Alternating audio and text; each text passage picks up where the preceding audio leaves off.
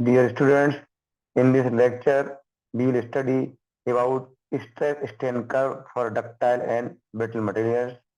And this topic is concerned with the basic mechanical engineering of BTech. So first, we will understand what is stress. Stress refers to the force applied to a material per unit area. It means when we apply some load over a material, then the load applied per unit area, actually it is the per unit cross sectional area. Load is applied, and then the area is taken perpendicular to the direction of the force applied. Suppose this subcomponent and we are applying force here, then its cross sectional area will be considered as the area. So stress is simply, it is the ratio of load over area. It is load is denoted by capital P and area by capital A. So this stress can be denoted as P by A. Now the strain. Strain, it is a deformation or a change in the shape of the material that results from the applied force. So when we are going to apply some load or force over a member, definitely its dimension will change, it will deform. So there is possibility that when we are applying a pulling force, then its length will increase, its diameter will decrease. So change in length or increase in length or reduction in diameter is with respect to the original dimension.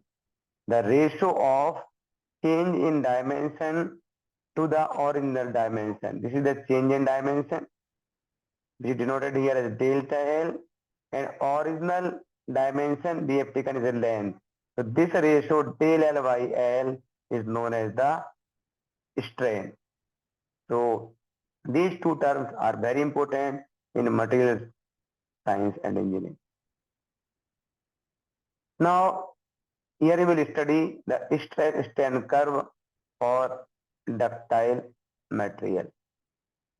So ductile material is that which when is pulled or stressed or a tensile force is applied, it will deform first elastically, then plastically. It will deform plastically also, and it will lengthen on applying the tensile force. So only under tensile force, its dimension will change. It will deform easily. So here it is the stress strain curve. On the vertical axis, we are showing the stress, and on the horizontal axis, we are showing the strain. This curve starting from point O and up to point E, this indicates the strain curve for a ductile material. We can take it is for the MS, it means it is for the mild steel. Mild steel is a ductile material. So when we apply some force over it, it will deform. Suppose this is some member of a certain length and we are applying a pulling force over it. Let P is the pulling force from both the sides. Let its cross section area is capital A. So stress is the load per unit area. So when we will stress it, we will apply its load. Definitely it will deform or its length will increase. So increase in length to the original length is known as the strain. So strain here is indicated on the horizontal axis here. This is the strain and this is the stress. So when we start from point O and follow the line A, which is a straight line. So O to A, we are seeing this line is going rightward. So upward we can say we are increasing the stress of the force. On the right hand side, we can say its deformation is increasing. So from point O to A, we are seeing here it is a straight line. It means up to this point A from O, it is called a proportional limit. Proportional limit means we can say this line is straight. It means load and stress and strain both are proportionate. If we double the stress, the strain will be doubled. If we triple the stress, it will be tripled 3 times. So both are proportional. And deformation, it is the elastic deformation. When we apply the load, the member will strengthen, lengthening, its length will increase. When we remove the load, it will come back to its original position. It is known as the elastic deformation. So it occurs proportionately up to point A. If we further apply stress from point A to B, still there will be the elastic deformation.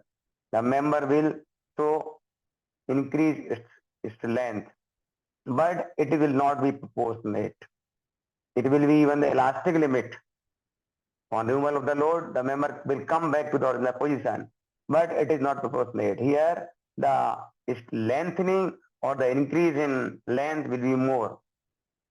The point B here from point A to point B, O to point B, it is called the elastic limit. Up to this point B, the zone is called the elastic zone because on the removal of the load, the member will come to the original position. So point B is called as the elastic limit. Now, from point B, if we do not further increase the stress of the load, still the member is subjected to the deformation up to the lower stress, to the lower load. So this is called as the yield zone or yielding zone. It is called as yielding zone. Yielding means even not increasing the load or stress, the member will show the elongation. It will occur up to point C. So B is called as the upper yield point and C is called as the lower yield point. This property is known as the ductility, and this property is lies for making wires in the wire industries, because beyond this point B, if B at this point the lengthening of the member will occur, so wire can be drawn easily. But at point C, the further lengthening will stop. So if we further increase the stress following this curve from C to D, there will be further deformation or further increase in the length. But it is up to the point D. This point D is called as ultimate tensile stress, UTS or UTS point. Means the member can bear this maximum load or maximum stress before its failure. So this is the maximum stress point. And if the member reaches to this condition without increasing the stress or load, the member will follow this curve from D to E, and at point E, the member will fail. So this is E point is called as the breaking point, or fracture will occur at this point. This is called as the breaking point. So this curve is followed or has been obtained or received, showing the behavior of the elastic or the tensile material or ductile material. Now we will go for the curve of the stress strain for the brittle material. Now, if we take some material which is the brittle like cast iron or maybe glass, then in this curve we can see the nature of the brittle material.